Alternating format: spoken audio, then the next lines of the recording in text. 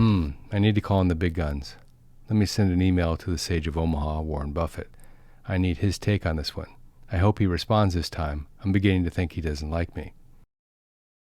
Dear Warren, attached, please find a report from JPMorgan showing the findings from a multitude study of 280,000 households.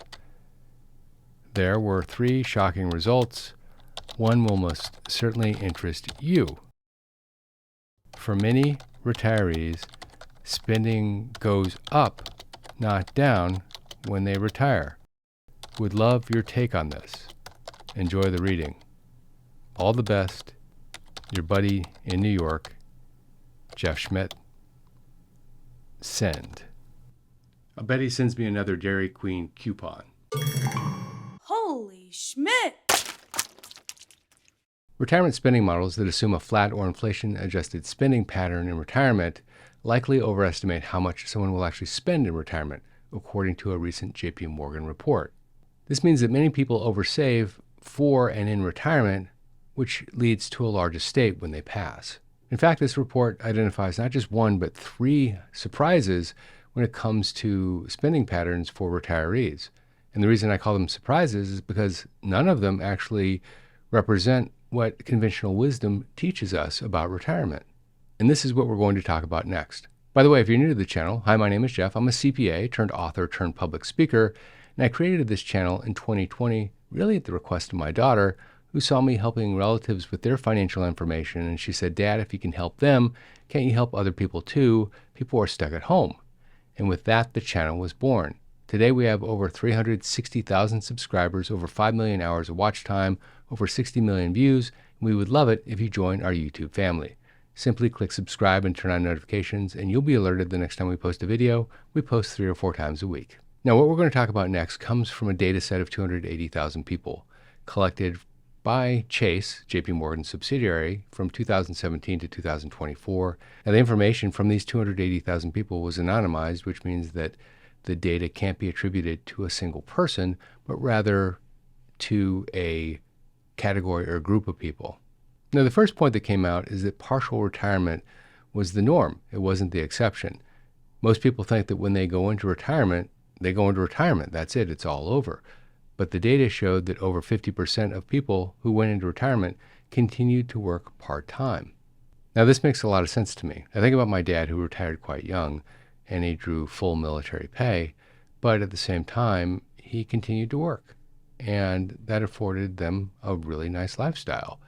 It seems to be the norm more and more today anyway than back in the day, simply because people have more opportunities to draw some sort of income based on their experience. These partial retirees tended to spend more leading up to retirement and then in retirement than their fully retired counterparts.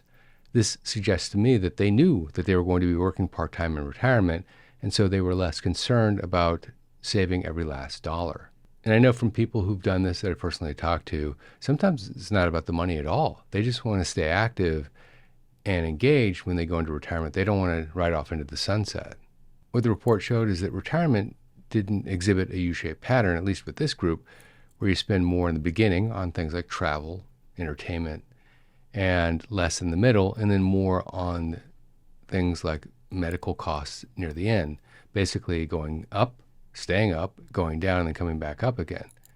Instead, what the report showed is that it was a consistent decline, but the categories did shift towards healthcare, housing, food, and other necessities. Even with all of that, there was one data point that I was surprised to see, and that is in households with less than $150,000 of annual income, spending surged after they went into retirement, at least for the first few years. Partial retirees drove the majority of the spending surge. I suppose if you go into retirement and you still have income coming in, plus retirement income, that tends to make you feel a lot more comfortable about spending more. Now, these households with in excess of $150,000 per year didn't have a spending surge. The reason, I suspect, is that they didn't feel the freedom of additional income coming in, but also that same group would have been quite wealthy going into retirement, and a lot of the things that they wanted to do, they would have already done. And no matter what the income, the U-shaped spending that most people think about didn't exist with this group anyway. In fact, what happened is it continued to decline from 45 until about 80, and at age 80, it leveled off and stayed basically flat from that point forward. And spending categories like travel and clothing basically disappeared more or less by the time they reached age 80. Now, as I look at people that I know that are 80 plus, this actually makes sense too. Even though they continue to remain active in their lives, that activity tends to be local. It doesn't tend to be traveling to different parts of the world as many people do when they retire. Also, energy level tends to go down, and someone's willingness to stay in a hotel versus their own home probably tends to go down as well. In the report, most of the households experienced spending surges and declines, a lot more volatility. It wasn't consistent and predictable like a financial model would show. In fact, the numbers suggest that in the first few years of retirement, the volatility was pretty big, 20% or more in any given year, up or down. Now, this can be explained because people are trying to calibrate when they get into retirement, so they might spend less than they normally would, or conversely, if they want to get some things done that they never were able to do before, that's the time to do it. And this volatility continued even in the 75 to 80-year-old category, although the size of the change wasn't 20%, it was much less from year to year. Now, the baseline spending decline that we talked about didn't really factor in long-term care, which was a wild card because you can pay for it or take care of it anyway in a lot of different ways. For some households, long-term care pushed up spending significantly in late-stage retirement. For others that couldn't afford long-term care, the family members would step in and help with the care of the late-stage retiree. And for those that had very low income, Medicaid took care of a lot of the cost of long-term care. Now, what does this mean for you? Well, if you look like the average person in this data set, you're probably oversaving for retirement because you're not going to be spending as much as you think you're going to spend in late-stage retirement. Unfortunately, nobody can predict what tomorrow holds. And so the best thing that you can do with this information is use it, maybe even calibrate a bit with it. But there's no guarantee that you or someone that you care about, that you're financially responsible for, isn't going to have long-term care, expensive long-term care. But on average, spending continues to go down. The other point here is that if you're planning on working part-time anyway, in retirement, there's a good chance that your spending is actually going to go up when you go into retirement, simply because you have two sources of income and not just one. It's important to know this going in because if you don't, it might catch you off guard. For people in this category, it usually means something like more travel, going to the places that you wanted to go before, but you didn't have the time or the money, and now you have both.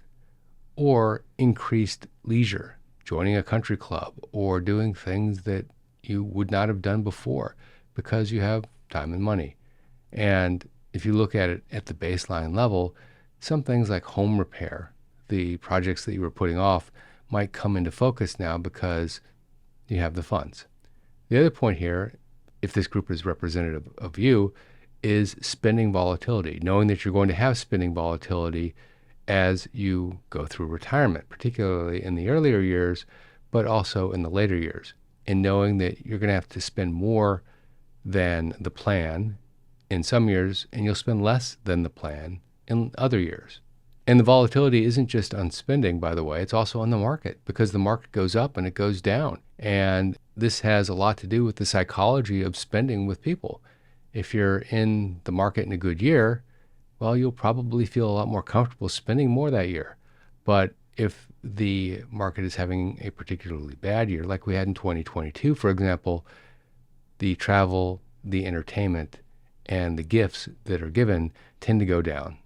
This also means that if you choose a financial product that isn't flexible, well, you may be getting too much money in certain years and not enough money in other years. So choosing the financial products that allow for full flexibility is pretty important if you know that your spending is going to be quite volatile. If you have an annuity that pays a certain amount every year, that might be fine for baseline income, but also make sure you have something like a 401k or an IRA that you can draw from in bigger spending years, but you don't pay taxes on what you don't take out in lower spending years. And finally, there's healthcare. While the other categories, by and large, tend to go down, healthcare and long-term care tend to go up. And as I mentioned before, the direction is that all of your expenses go down, but the categories continue to switch off as you get older and older. Well, healthcare and housing dominate late-stage retirement. Gang, if you haven't downloaded my free report on healthcare and retirement already, it's my free gift to you. Go to my website, holyschmidt.com/free report, and you can download that report instantly. You'll also be put on our list and get tips, tricks, and other information which will help you as you're navigating your retirement. Also, if you like this video, check out that video, 10 ways to completely blow up your retirement. This is Jeff Schmidt, and I will see you in that video right there.